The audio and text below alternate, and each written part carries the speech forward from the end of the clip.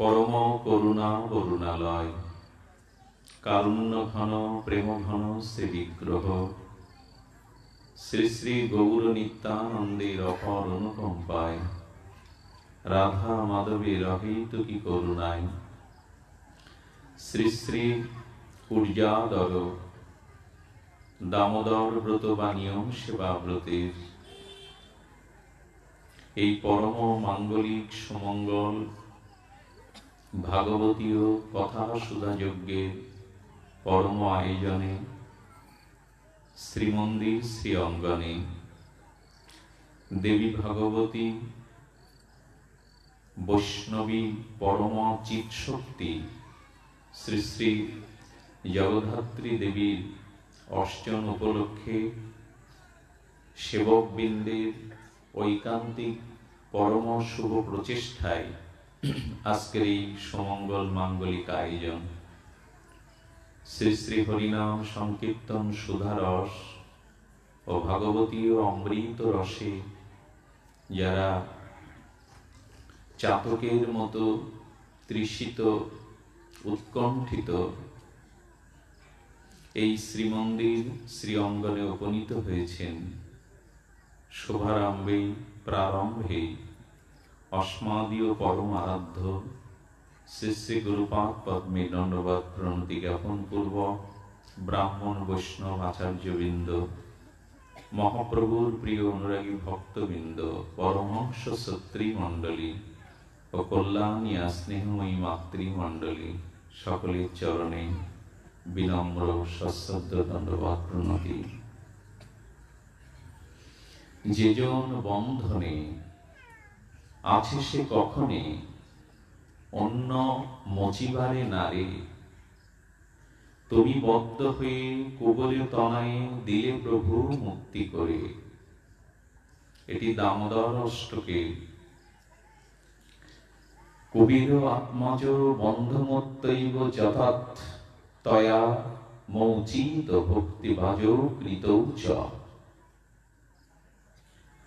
যিনি জ্ঞানাতীত ধ্যানাতীত, যিনি অবাং মনসগোচর, যিনি অনন্ত অসীম, যিনি বিভু, যিনি অধারা, এই বিশেষণগুলো পরম নিয়ন্তা অখণ্ড পরতত্ত্ব স্বয়ং ভগবান শ্রীকৃষ্ণ সম্পর্কে এই বিশেষণগুলো আচার্য পাদরা দিয়েছেন। ধ্যানাতীত মানে যাকে ধ্যানের দ্বারা পাওয়া যায় না।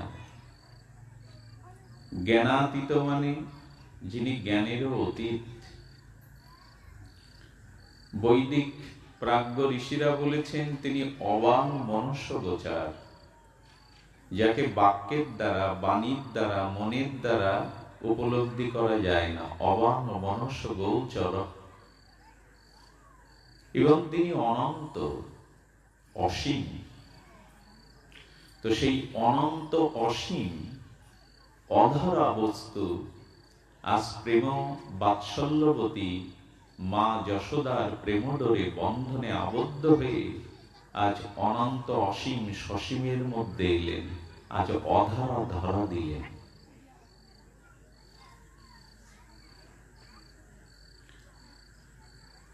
যিনি অধরা তিনি ধরা দিচ্ছেন, যিনি অনন্ত অসীম তিনি সসীমের মধ্যে আসছেন। এই লীলা হলো আমাদের প্রিয় দামবন্ধন বা দামোদর ব্রত লীলা। তো মা যশোদা বাৎসল্য প্রেমবতী, তিনি তার প্রেমের বন্ধনে, ভক্তির বন্ধনে ভগবান মনে করে কিন্তু বাঁধেননি।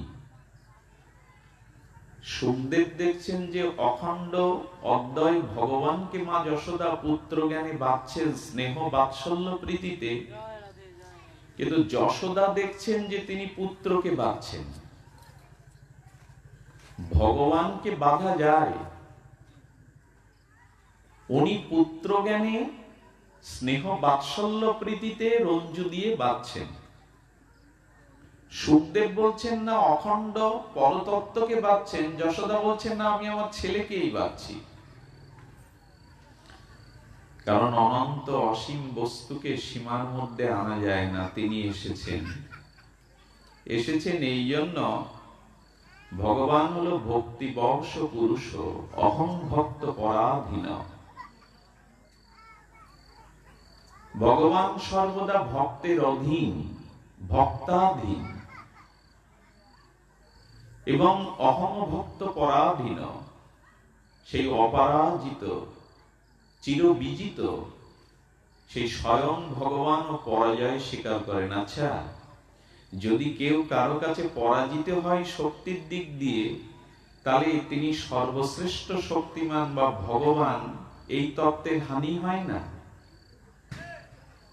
কথাগুলো একটু ভেতরে বুঝতে হবে।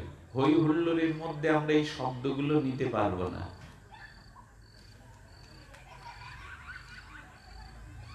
বলছিলাম যে স্বয়ং ভগবান, তাকে রঞ্জু দিয়ে মা যশোদা যখন বন্ধনে আবদ্ধ করলেন, তো তার মানে মা যশোদার বাৎসল্য প্রেমের কাছে ভগবান একেবারে পরাজিত, ভীত সন্ত্রস্ত কলেবরে। তার সাতঙ্কর নেত্রম, তার চোখটা ছল ছল হয়ে অশ্রু বিসর্জন দিতে দিতে কাজল কালী চোখ থেকে বিন্দু বিন্দু ঝরছে। গোপাল যদি চোখে মা যশোদা কাজল দিয়েছেন, আর ভীত সন্ত্রস্ত বাচ্চা ছেলের মতো একবার কান ধরছে, একবার বলছে মা বেদনা, লাঠিটা ফেলে দাও, অশ্রু জলে কাজলটা তার সমস্ত মুখমণ্ডলে শোভিত হয়ে গেছে। তো স্বয়ং ভগবান এভাবে হাত জোর করবে কেন? চোখে তার জল আসবে কেন? ভীত সন্ত্রস্ত কেন বলছে আর ননি চুরি করবো না, ছেড়ে দাও? তার মানে এইখানে ভগবান তার ভক্তের কাছে পরাজয় স্বীকার করলেন। অনেকেই বলবেন ভগবান তাহলে পরাজিত হলে তার শ্রেষ্ঠত্ব হানি হয় না? কেউ কারো কাছে যদি শক্তির দিকে পরাজিত হয়, তাহলে তার শ্রেষ্ঠত্ব এই বিশেষণের হানি হয়। এটা একটা মজার কথা হলো, পিতা যদি তার পুত্রের আদর্শ, তার পুত্রের গুণের কাছে পরাজিত হয়, তখন পিতা আনন্দে বুকে হাত দিয়ে বলে আজ আমার প্রকৃত জয় হলো, আমার সন্তান আমার উপরে চলে গেল। পিতার থেকে সন্তান যদি শিক্ষা দীক্ষা মনুষ্যত্বে আদর্শে আরো পিতার উপরে ওঠে, তখন পিতার এটা পরাজয় না, পিতার এটা প্রকৃত।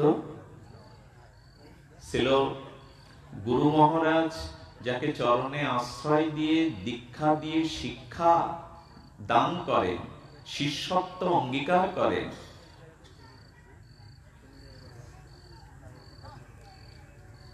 সেই শিষ্য যখন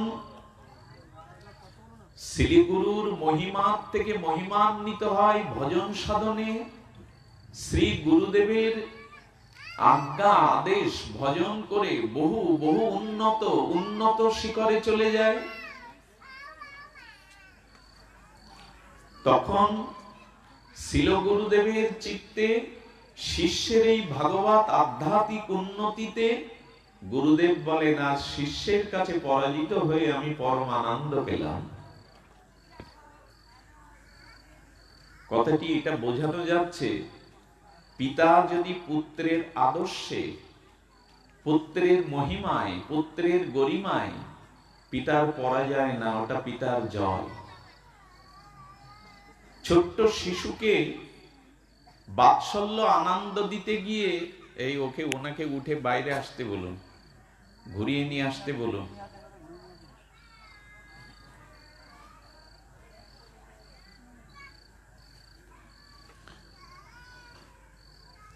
যদি কোনো মা তার বাৎসল্য প্রীতিতে সন্তানের সাথে খেলতে খেলতে বারবার মায় হারে, সেই শিশু বাৎসল্য সন্তানকে মা জিতিয়ে দেয়, কারণ ওইখানে মায়ের হারটা হার না, পরাজয়টা পরাজয় না, ওটাই প্রকৃত জয়।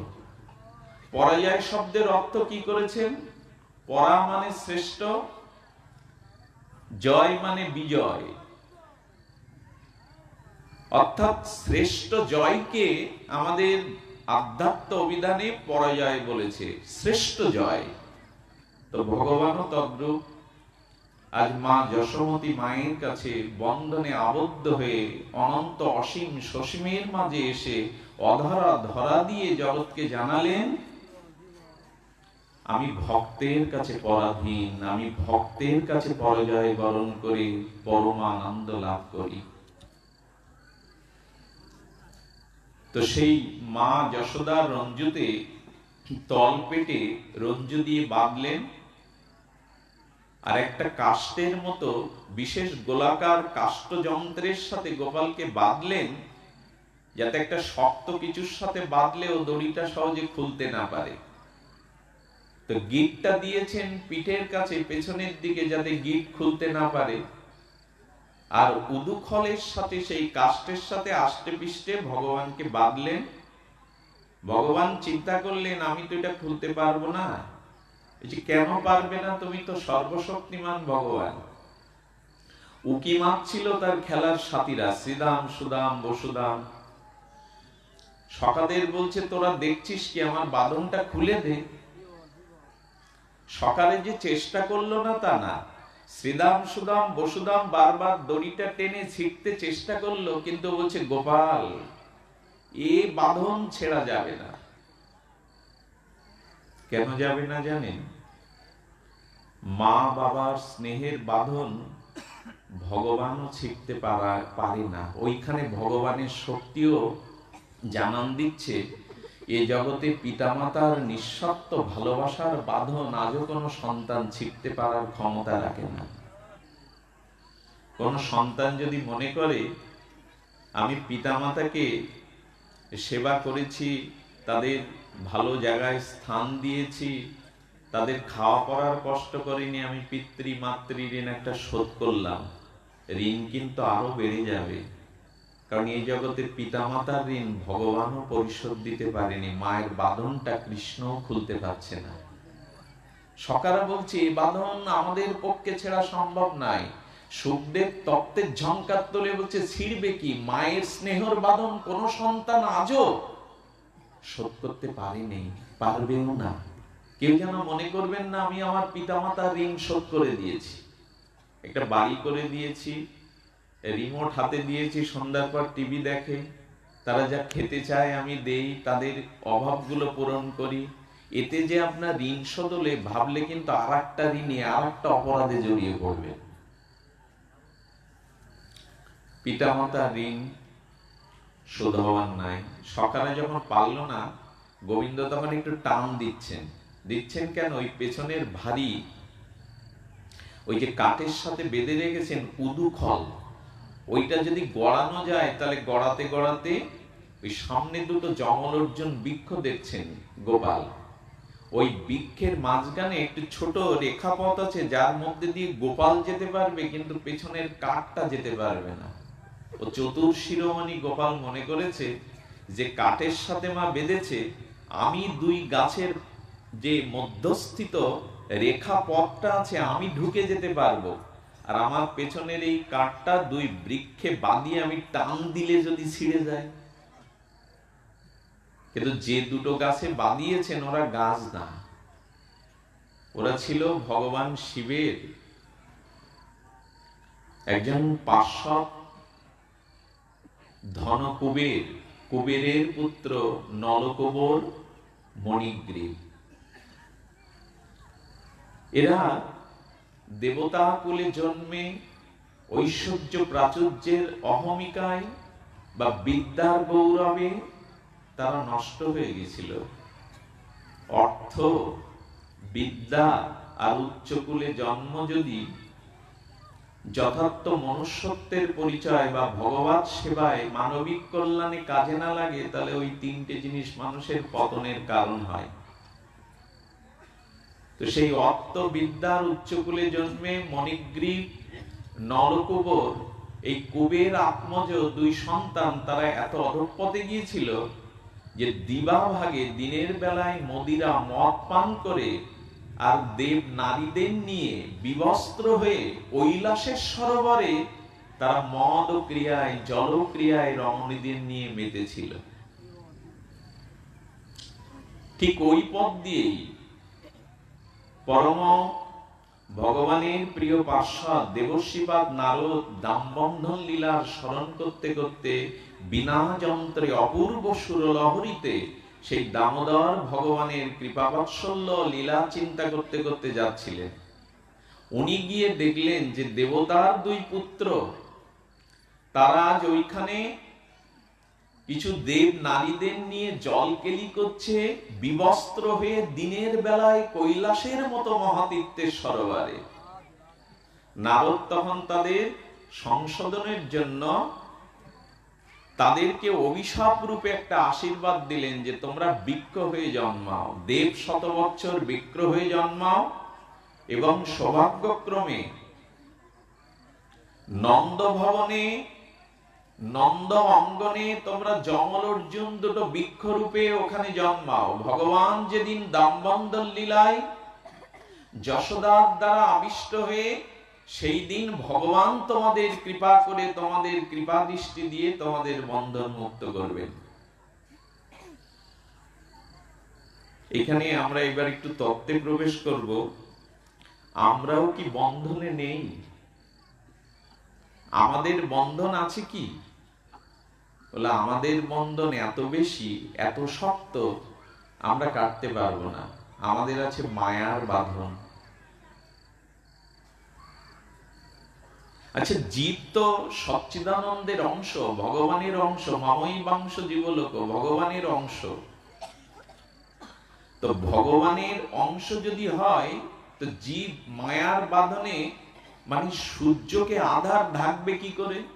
প্রসঙ্গটা হচ্ছে সূর্যকে কখনো আধার ঢাকতে বলে মেঘ যে মাঝে মাঝে ঢেকে দেয়, বলে মেঘ ঢাকে আমাদের চক্ষুকে। সূর্য তো পৃথিবীর কত গুণ বড়? 13 লক্ষ ধরুন, তো 13 লক্ষ গুণ পৃথিবীর থেকে যা বড়, তো পৃথিবী তো সূর্যের কাছে ক্ষুদ্র, সেই ক্ষুদ্র বৃহৎকে ঢাকবে কি করে? অর্থাৎ মেঘটা আমাদের চোখকে ঢাকে, সূর্যকে ঢাকতে পারে না। আমাদের চোখটা মেঘ আড়াল করে, তাই সূর্যকে দেখতে পায় না। কিন্তু মেঘের শব্দ কি, ব্রহ্মাণ্ডের শব্দ কি সূর্যকে ডাকবে? পৃথিবীর থেকে 13 লক্ষ গুণ বড় হতে পারে সূর্য। আচ্ছা, তাহলে আমাদেরকে এই যে সংসারের কামনা বাসনা মায়া বাঁধলো কি করে? কে বাঁধনটা দিল আমাদের? বলছেন ভগবান কাউকে বাঁধেননি, বেঁধেছেন এই মহামায়া। আজকে যার পূজা হচ্ছে এনার নাম কি বলা হলো? মহামায়া। ইনি তার অনন্ত শক্তিতে জীবকে সব মায়া, আমার আমার দেহ আমার, স্ত্রী আমার, পুত্র আমার, এই আমার আমার মোহ শৃঙ্খলে আমরা প্রত্যেকেই বাঁধা। এর মধ্যে কেউ দাবি করতে পারবেন না আমি মায়া মুক্ত। আমরাও বেশ বন্ধনে আবদ্ধ। আমাদের বন্ধনটা ওই যে দাগি আসামির হাতে পায়ে ভেড়ি ডান্ডা দেওয়া থাকে না, চাবি দিয়ে খুলতে হয়, খুব দাগি আসামির হাতে আর পায়ে ডান্ডা বেড়ি থাকে। তো আমাদের হাতে পায় না, আমাদের সমস্ত অঙ্গে ওই মায়ার সংসারের আসক্তির বন্ধন। আচ্ছা, আমরা বন্ধনে আবদ্ধ হলাম কেন?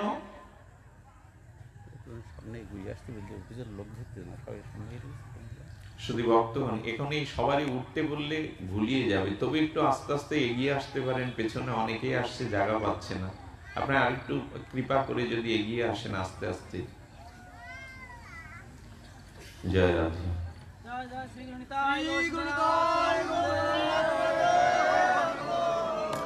তো আমরা বন্ধনে আবদ্ধ হলাম কি করে? বলছেন আমাদের এই মায়া, মহামায়াকে কৃষ্ণ বলেছেন মায়া, হে মহামায়া, যারা ভগবানের স্বরূপ ভুলে যাবে তাদেরকে তুমি মায়ার বন্ধনে আবদ্ধ করো। আসলে আমরা বন্ধনে, ভগবান আমাদের কখনো বন্ধনে আবদ্ধ করতে চান না। চান যোগমায়ার ও প্রেমের দ্বারা। ভক্তকে ভগবান বাঁধেন যোগমায়ার চিৎশক্তি প্রেমের দ্বারা, আর অভক্ত যারা, কৃষ্ণ বিমুখ যারা, ভজন বিমুখ যারা, দেহেতে আমি বুদ্ধি যাদের, আসক্তি যাদের, এই অপরাধে মহামায়াকে দিয়ে ভগবান তাদের বাঁধেন। এবং এই বন্ধনটার কারণ আর কেউ না, দোষ কাউকে দেওয়া যাবে না। দোষ কারো নয় গো মা, আমি সকাত সলিলে ডুবে মরি শ্যামা। তার মানে আমি যে বন্ধনে আবদ্ধ হলাম, এই দোষ ভগবানের না। আমি কৃষ্ণকে ভুলে গেছি, ভজনকে ভুলে গেছি, এই জন্য মায়া আমাকে সংসারে বেঁধে। একটা দৃষ্টান্ত দিয়েছে গোস্বামীপাদ, আপনাদের নিশ্চয়ই ভালো লাগবে। বানররা খুব চালাক হয়। এই বানর প্রজাতি আছে না, এরা বেশ চালাক। এখন বানরকে যারা ফাঁদে ফেলে ধরে, তাদেরও একটু বেশি চালাক হতে হয়। চালাককে ধরতে গেলে তো তার বেশি একটু চালাক হওয়া লাগে। তো যারা বানর শিকার করবে, সেই শিকারী মনে করছে জাল পাতলে ও জীবনেও জালের দিকে যাবে না। বানরের বুদ্ধি এত যে জাল পারলে অন্য দিক দিয়ে চলে যায়, জানে ধরবারই ফাঁদ। কোন ফাঁদ পারলেও আপনি বানর ধরতে পারবেন না। একটা অভিনব উপায় বের করলেন এই বানর ধরার শিকারী। উপায়টা কি জানেন? যেখানে বানরের দল কিচিরমিচির করে, ওখানে একটা মাটির কলসি এনেছে। মাটির কলসিটা তলার দিকটা বেশ চওড়া, আর মুখটা হলো কোন রকমে বানর একটা হাত সরাসরি ভাবে চিকন তার হাতটা ভেতরে প্রবেশ করাতে পারবে। মুখটা খুব ছোট এবং ভেতরটা বেশ চওড়া। আর ওই কলসির মধ্যে কি রেখেছে জানেন? 5 মুঠো চানা ভাজা, মানে ছোলা ভাজা। কারণ বানরের সব থেকে প্রিয় খাদ্য হলো ছোলা ভাজা।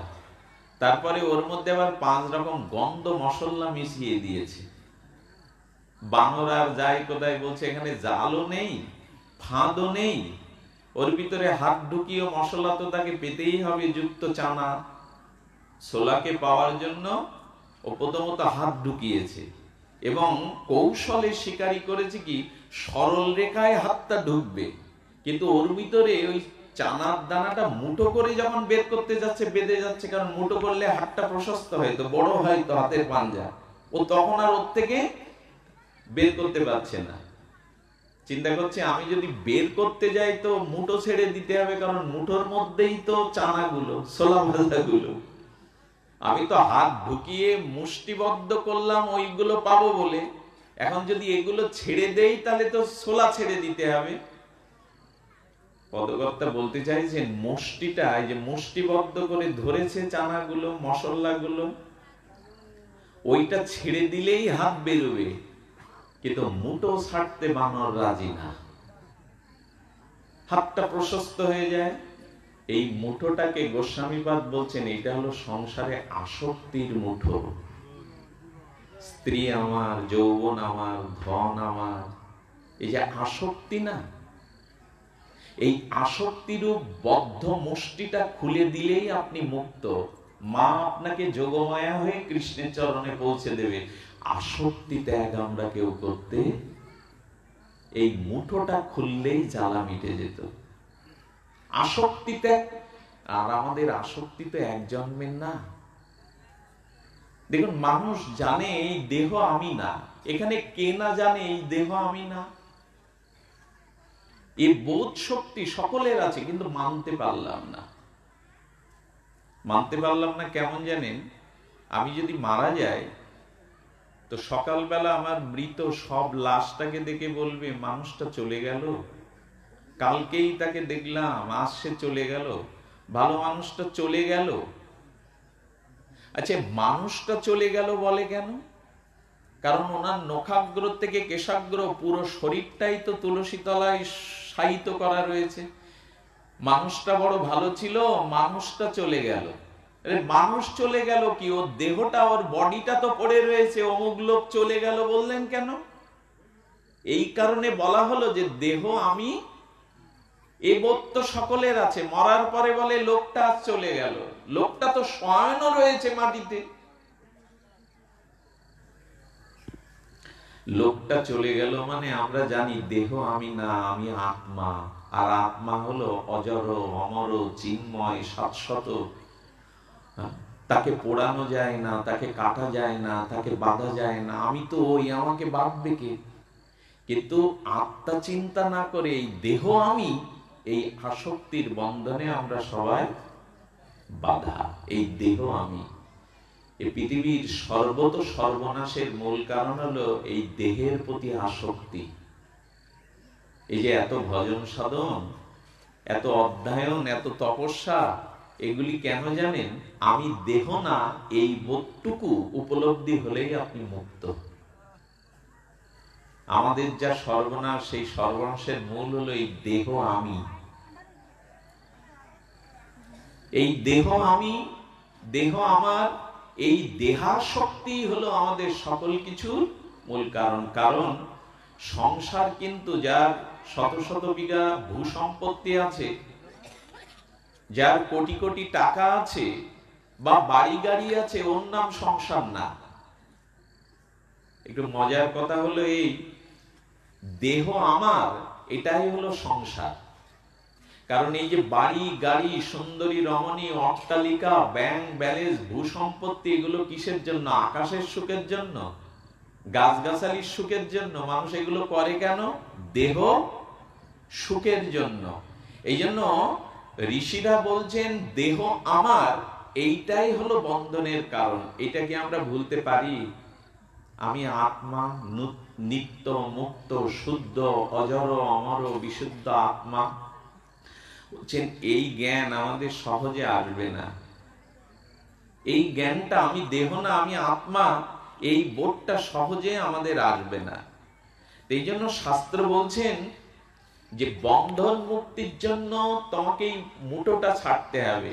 আসলে অনেক কথা বলার পরে দেখেন একটা শব্দ প্রয়োগ করে শব্দবিদ, ভাষাবিদগণ, বা আমরাও অনেক কিছু বলি। কি বলি? বলছেন তথাপি। এই কথাটা বেশ সমস্যা। তথাপি মানে আমি সব বললাম, বুঝলাম, তথাপিও বলে না। তারপরেও তথাপিও আমি সব বুঝেছি যে ঈশ্বর ছাড়া আমার আপন নেই, এই দেহ আমি না, আমি আত্মা। তারপরেও বলতে হবে তথাপিও আমি ছাড়তে পারলাম না আসক্তি। এই যে তথাপি কথাটা ঋষিরা বলেছেন, সব বুঝলাম, সব জানলাম, অনেক কিছু বলার পরে শব্দ বিজ্ঞান বলে তথাপিও। এই তথাপিও মানে সব জেনেও জানিনি, বুঝেও বুঝিনি।